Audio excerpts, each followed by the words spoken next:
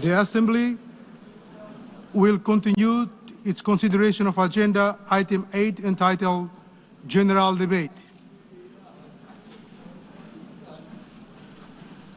The Assembly will hear an address by His Excellency Benjamin Netanyahu, Prime Minister of the State of Israel.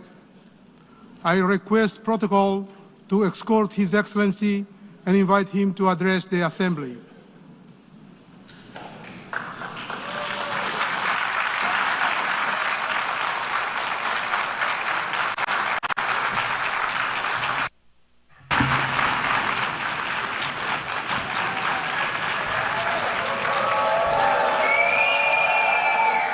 Please, order in the hall.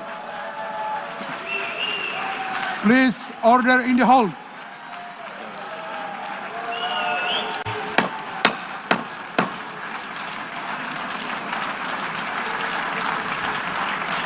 Please, order in the hall.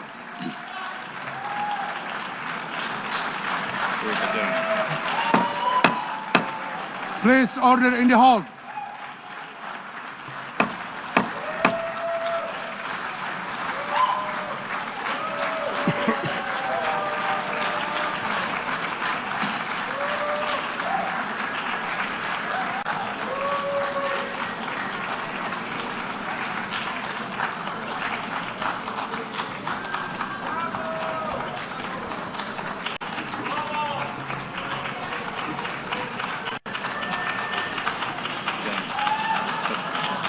Please, order in the hall, and please be seated.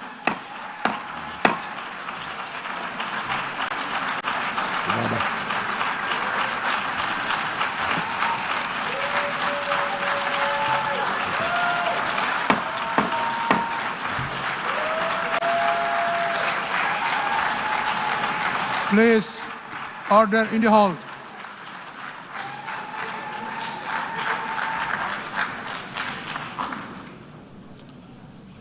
Mr. President, the families of our dear hostages languishing in the dungeons of Gaza, ladies and gentlemen,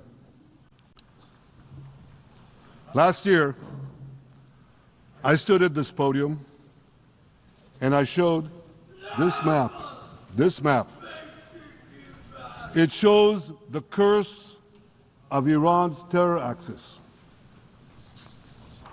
This axis threatened the peace of the entire world. It threatened the stability of our region and the very existence of my country, Israel. Iran was rapidly developing a massive nuclear weapons program and a massive ballistic missile program. These were meant not only to destroy Israel, they were meant also to threaten the United States and blackmail nations everywhere. From Gaza, Yahya Sinwar dispatched waves of Hamas terrorists.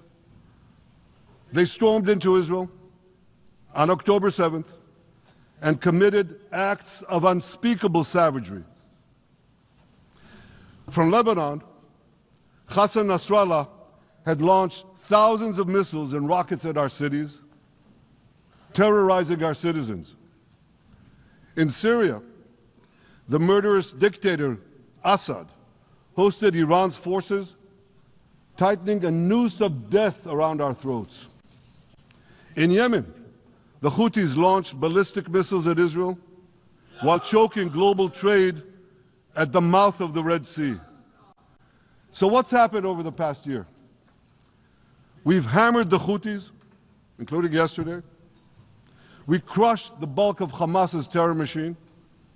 We crippled Hezbollah, taking out most of its leaders and much of its weapons arsenal. You remember those beepers, the pagers? We paged Hezbollah, and believe me, they got the message. And thousands of terrorists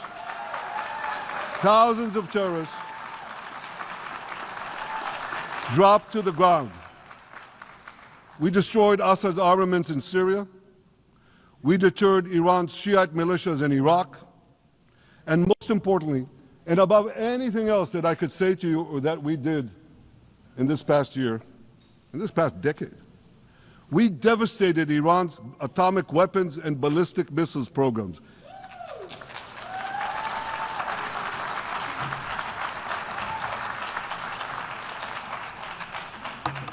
So here's where things stand today.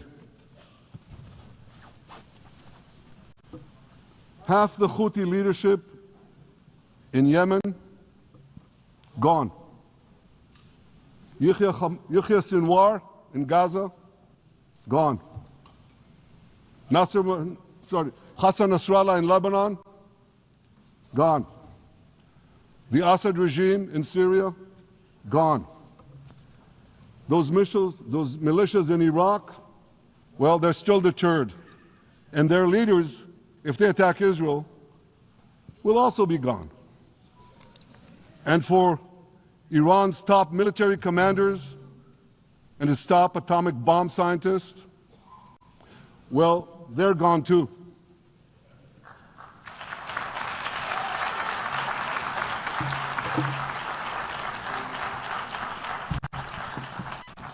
Israel's 12-day war with Iran, which I renamed Operation Rising Lion, that's from the Bible.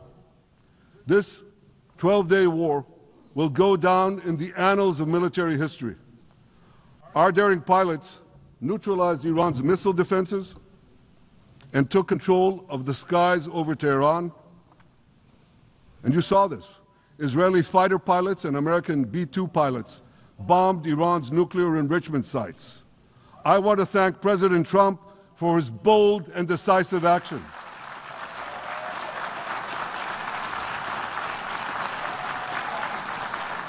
President Trump and I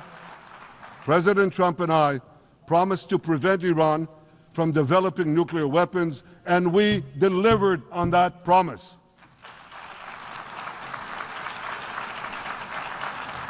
We removed an existential threat to Israel, and a mortal threat to the civilized world. We lifted a dark cloud that could have claimed millions and millions of lives. But, ladies and gentlemen, we must remain vigilant.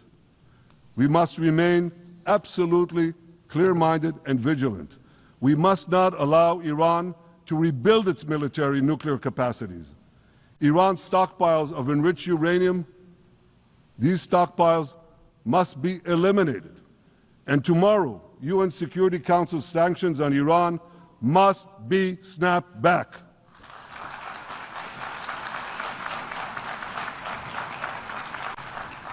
Thanks to the resolve of our people, the courage of our soldiers, and the bold decisions we took, Israel rebounded from its darkest day to deliver one of the most stunning military comebacks in history.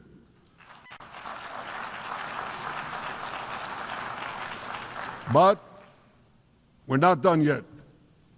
The final remnants of Hamas are holed up in Gaza City. They vow to repeat the atrocities of October 7th again and again and again, no matter how diminished their forces. That is why Israel must finish the job. That is why we want to do so as fast as possible.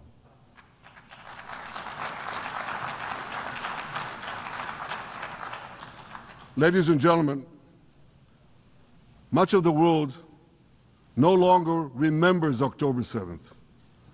But we remember. Israel remembers October 7th. On that day, well, I'll tell you, you can remember October 7th too. You see this large pin here? It's a QR code. What I ask you to do is hold up your phones, zoom in, and you too will see why we fight and why we must win. It's all in here.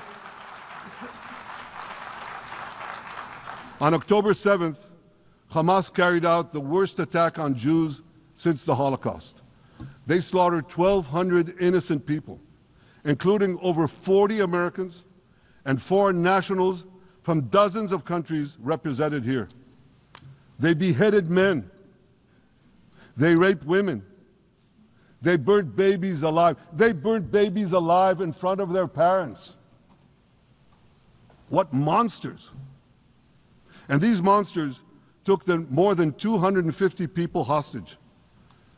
And those included Holocaust survivors, grandmothers and their grandchildren. Who takes hostage grandmothers and grandchildren?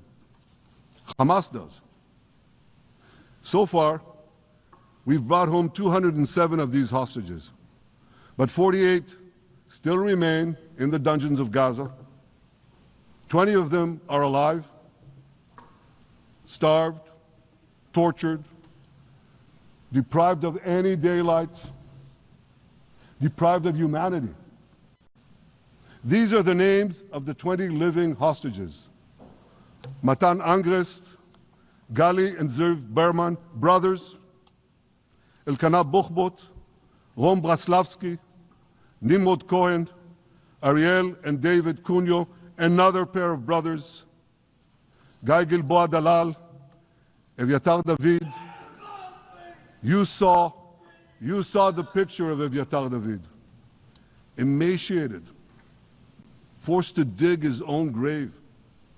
Maxim Herkin, Eitan Horn, Segev Kalfon, Bar Kupperstein, Omri Meran, Eitan Moore, Yosef Chaim Ochana, Alon Ohel, Avinatam Or, and Matan Tsengarker. Now, ladies and gentlemen, I want to do something I've never done before.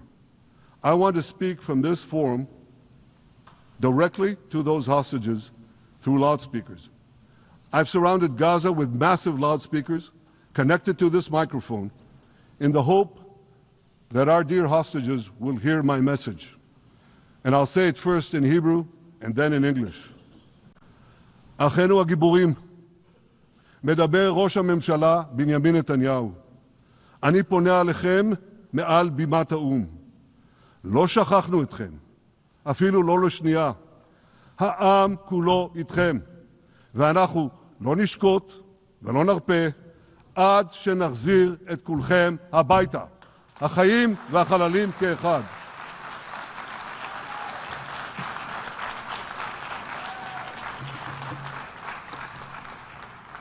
Our brave heroes. This is Prime Minister Netanyahu speaking to you live from the United Nations. We have not forgotten you, not even for a second. The people of Israel are with you. We will not falter and we will not rest until we bring all of you home.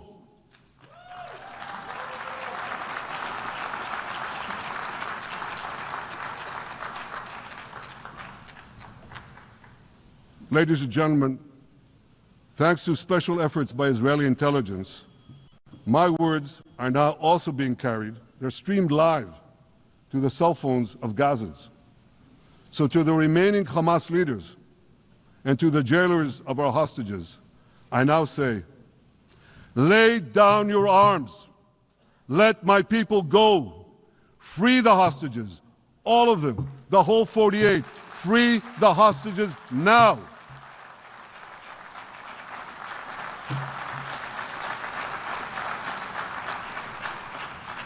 If you do, you will live. If you don't, Israel will hunt you down. Ladies and gentlemen,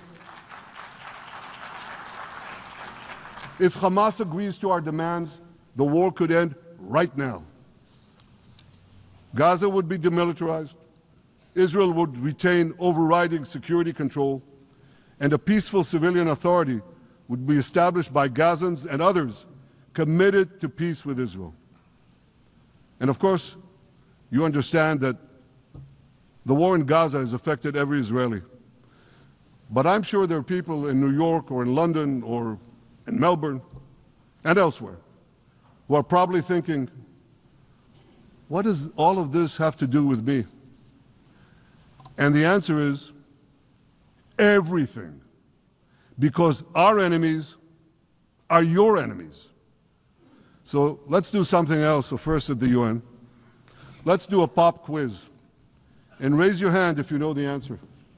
Here's the first question. Who shouts death to America? Is it A, Iran, B, Hamas, C, Hezbollah, D, the Houthis, or E, all of the above? All of the above. Correct, all of the above. Second question. Who has murdered Americans and Europeans in cold blood? Is it A, Al-Qaeda, B, Hamas, C, Hezbollah, D, Iran, or E, all of the above? All of the above. Correct. Again. So here's the point I wanted to make. Our enemies hate all of us with equal venom. They want to drag the modern world back to the past, to a dark age of violence, fanaticism, and terror. I think many of you are already feeling in your own societies the radical Islamist surge. You know, I'm sure you do, you know deep down that Israel is fighting your fight. So I want to tell you a secret. Behind closed doors, many of the leaders who publicly condemn us privately thank us.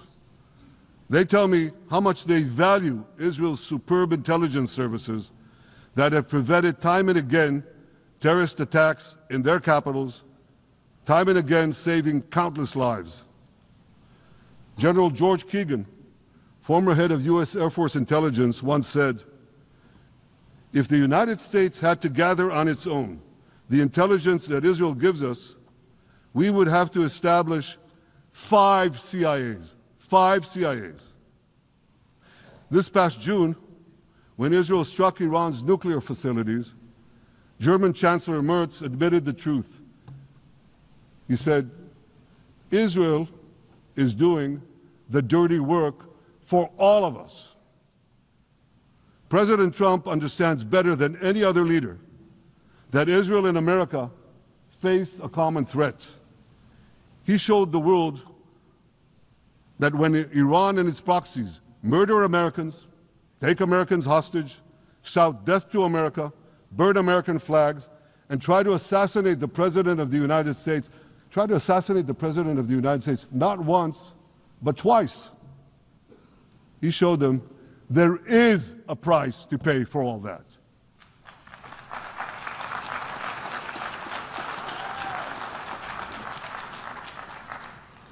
But regrettably, many leaders who are represented in this hall, they send a very different message. Sure, in the days immediately following October 7th, many of them supported Israel. But that support quickly evaporated when Israel did what any self-respecting nation would do in the wake of such a savage attack. We fought back. Now just imagine, just sit back for a second and imagine an attack against America proportioned to the attack against Israel on October 7th. Imagine a regime, a terror regime, dispatching thousands of terrorists to invade the United States. They massacre 40,000 Americans. They take 10,000 Americans hostage. What do you think America would do? You think America would leave that regime standing? You don't think that. No way, not a chance. The United States would wipe out that terror regime and ensure that such savagery would never threaten America again. This is precisely what Israel is doing in Gaza. We're wiping out the terror regime of Hamas and ensuring that this savagery will never threaten Israel again. That's what we are doing. That's what any self-respecting government would do.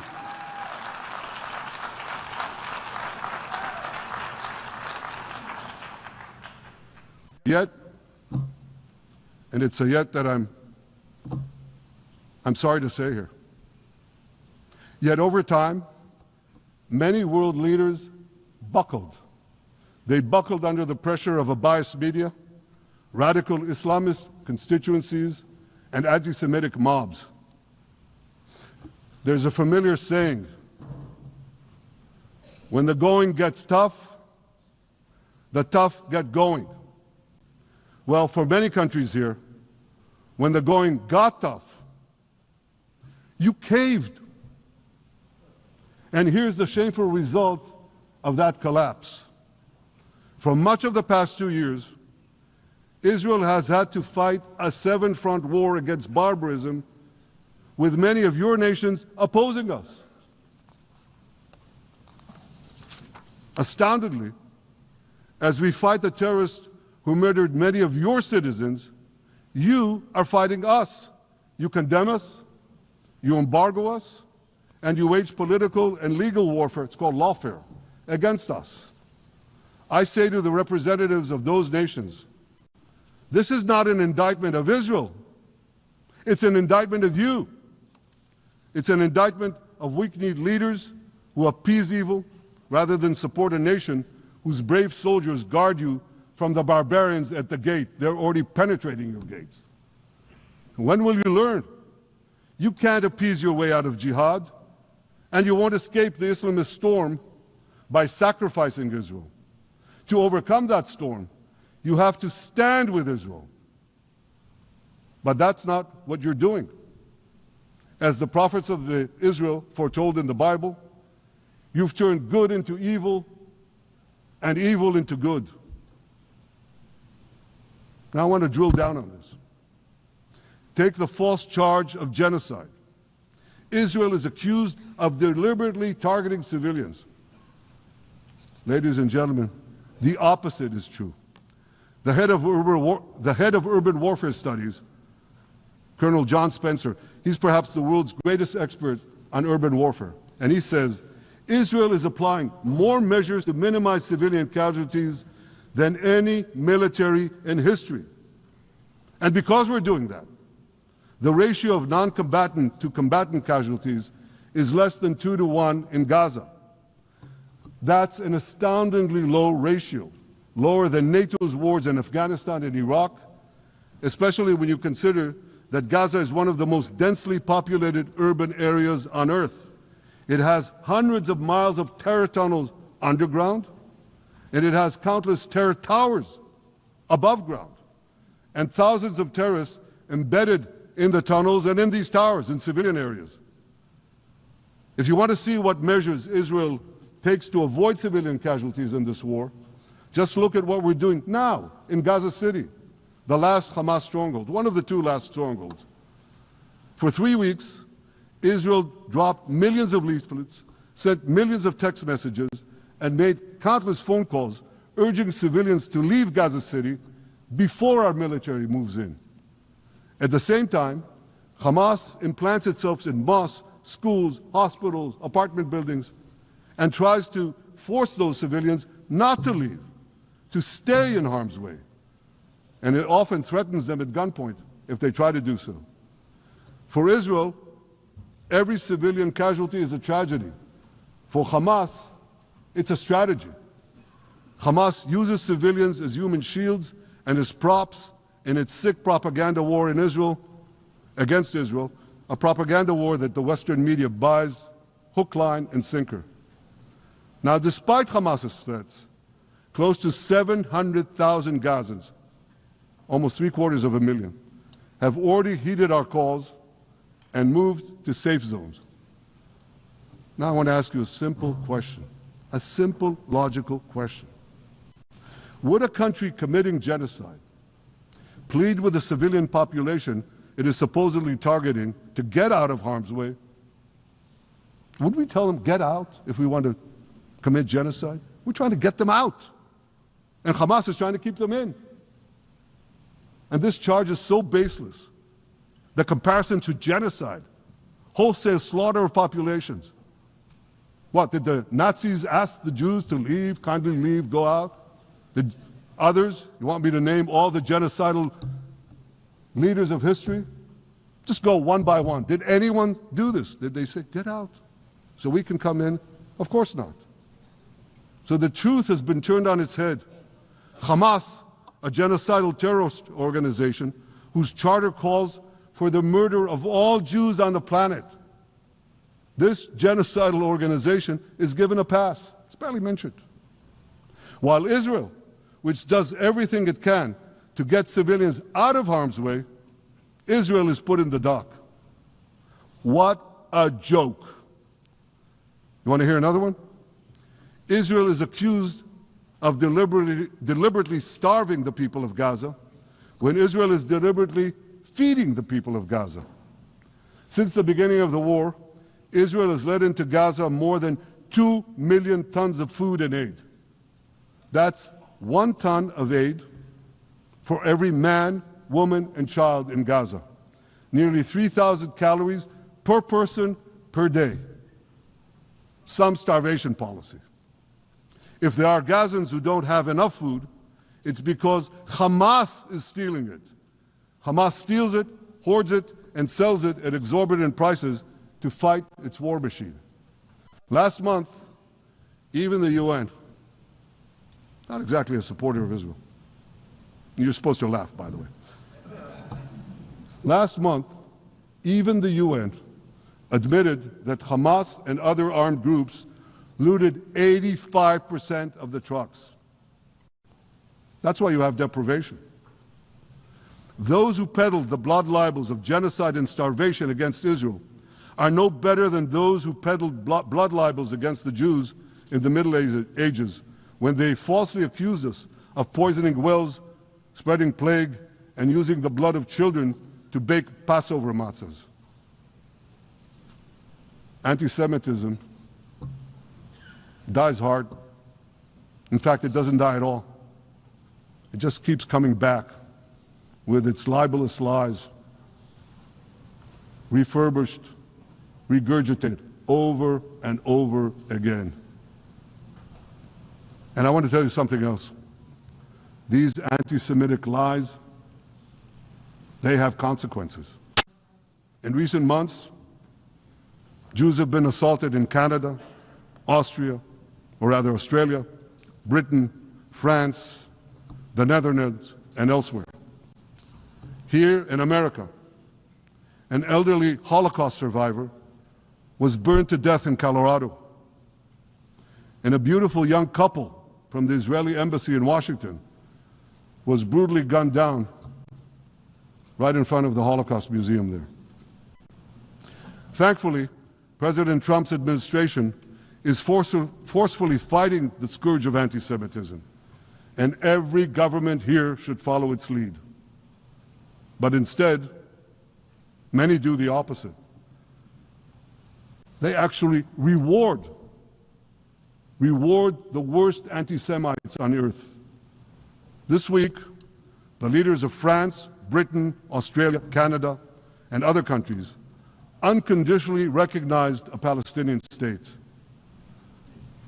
They did so after the horrors committed by Hamas on October 7th. Horrors praised on that day by nearly 90% of the Palestinian population. Now, let me say that again. Nearly 90% of Palestinians supported the attack on October 7th. It's not supported only, they celebrated it. They danced on the rooftops. They threw candies. That's both in Gaza and in Judea, Samaria, the West Bank as you call it. And it's just the way they celebrated another horror, 9/11.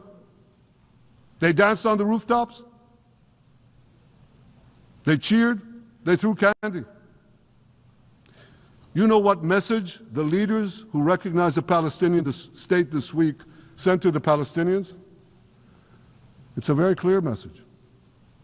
Murdering Jews pays off. Well, I have a message for these leaders. When the most savage terrorists on earth are effusively praising your decision, you didn't do something right. You did something wrong, horribly wrong. Your disgraceful decision will encourage terrorism against Jews and against innocent people everywhere. It will be a mark of shame on all of you. But wait a minute, Mr. Prime Minister, they tell me. Wait a minute. We believe in a two-state solution where the Jewish state of Israel will live side by side in peace with the Palestinian state. There's only one problem with that. The Palestinians, they don't believe in this solution. They never have. They don't want a state next to Israel. They want a Palestinian state instead of Israel.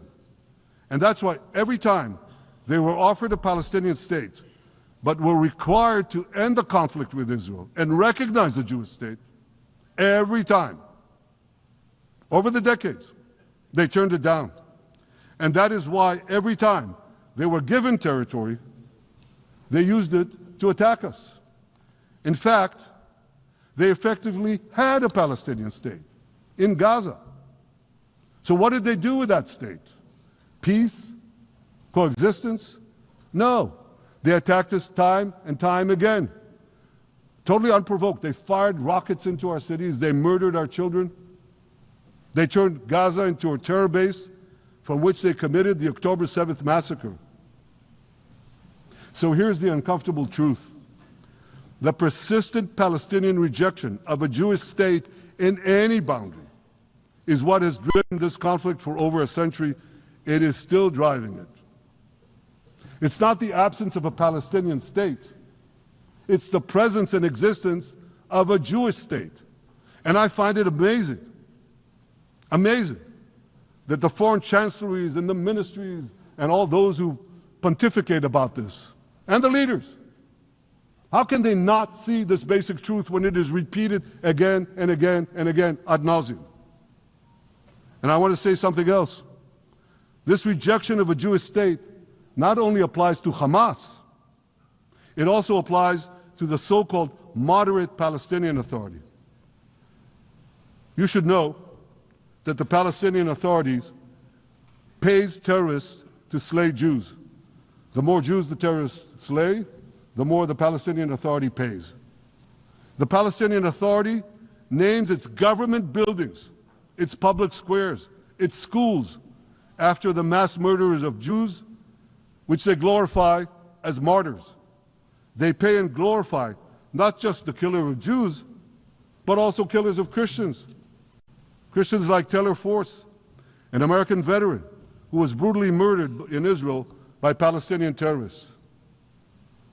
But, again, that I hear from the Western leaders. They tell me, the PA promised us it will reform.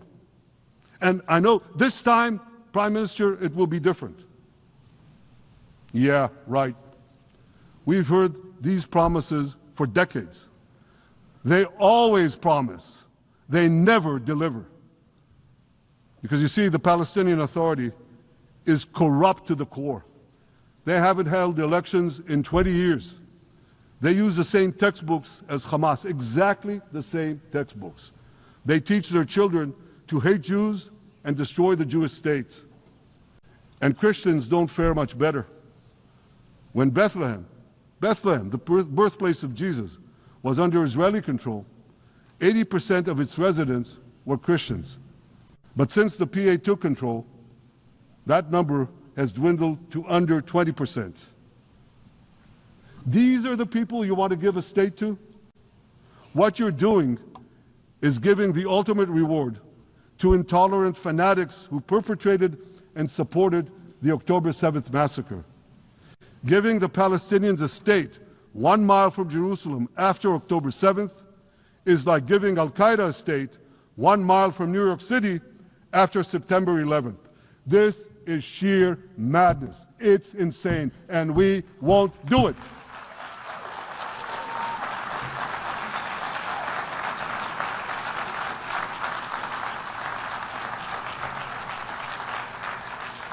So here's another message to those Western leaders. Israel will not allow you to shove a terror state down our throats. We will not commit national suicide because you don't have the guts to face down a hostile media and anti-Semitic mobs demanding Israel's blood. And I want you to grasp something else, which is also distorted in the media.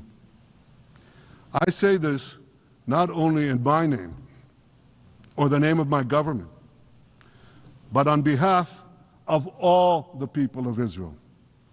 Last year there was a vote in the Knesset, our parliament, whether or not to oppose the imposition of a Palestinian state. You want to guess what the results were? Out of 120 members of our parliament, 99 voted against and only 9 supported. That's over 90%. It's not a fringe group.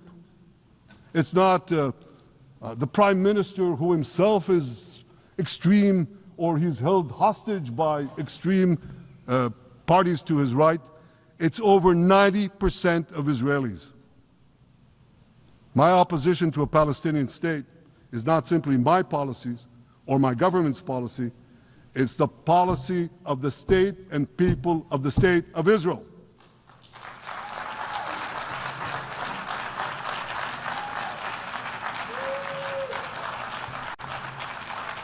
Western leaders may have buckled under the pressure. And I guarantee you one thing, Israel won't. Israel's victories over the Iranian... Thank you, I know you won't too, that's good. Israel's victories over the Iranian terror axis have opened up possibilities for peace that were unthinkable 2 years ago. Take Syria.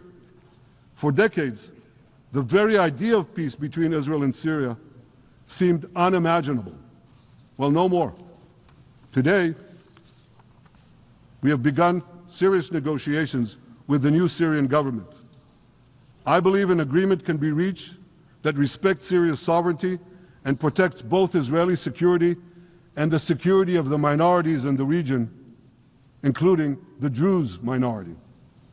From the founding of Israel, Jews and Druze have been brothers in arms. We have fought together, we've bled together, we built our lives together. When I was a young commander in Israel's Special Forces, my own life was saved by the invaluable advice given to me by a great friend, Salim Shufi, a heroic Druze IDF veteran. And that's why I couldn't sit idly by, nor could Israel sit idly by, while the Druze were being slaughtered by jihadists. And I instructed our forces to stop the massacre, which they promptly did. Peace between Israel and Lebanon is possible as well. I call on the Lebanese government to also begin direct negotiations with Israel. I commend it for its declared aim to disarm Hezbollah. But we need more than words. If Lebanon takes genuine and sustained action to disarm Hezbollah, I'm sure we can achieve a sustainable peace. Of course, until that happens, we will take whatever action we need to defend ourselves and to maintain the conditions of the ceasefire which was established in Lebanon.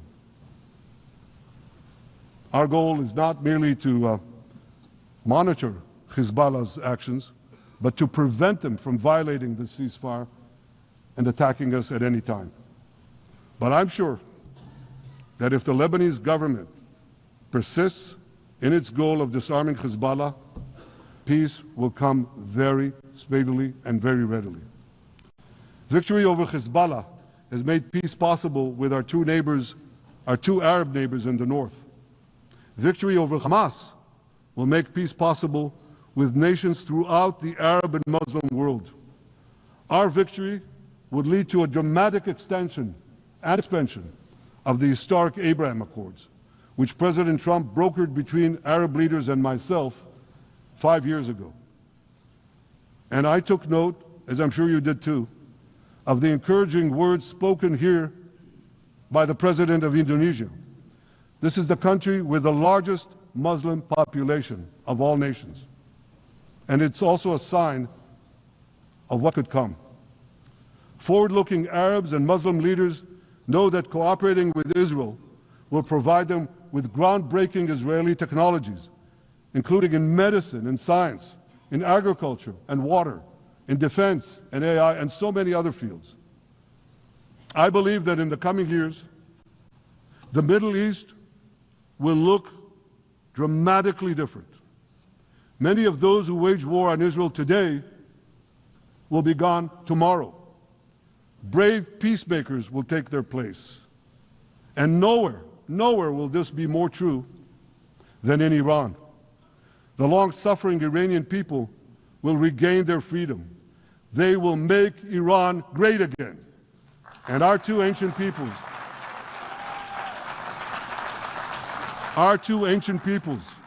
the people of Israel and the people of Iran, will restore a friendship that will benefit the entire world. Ladies and gentlemen, the horrors that happened on one dark day, October 7th, those horrors happened countless times during the centuries of my people's exiles among the nations. Jewish blood was cheap. Jews were killed with impunity. We had to beg others to defend us. The rise of Israel did not mean that the attempts to destroy us would end. It meant that we could fight back against those attempts. And that is exactly what Israel has done since October 7th. Our sons and daughters fought like lions. Our brave soldiers donned their uniforms and rushed into battle. They were armed with the dreams of the 100 generations of Jews who came before them. The dream of living as a free people in the land of Israel, our beloved homeland for more than 3,000 years. The dreams of living in our own independent state. The dream of having an army to defend ourselves. And the dream of being a light unto the nations, a beacon of progress, ingenuity, innovation, for the benefit of all humanity. On October 7th, the enemies of Israel tried to extinguish that light. 2 years later, the resolve of Israel and the strength of Israel burned brighter than ever. With God's help, that strength and that resolve would lead us to a speedy victory and to a brilliant future of prosperity and peace. Thank you very much.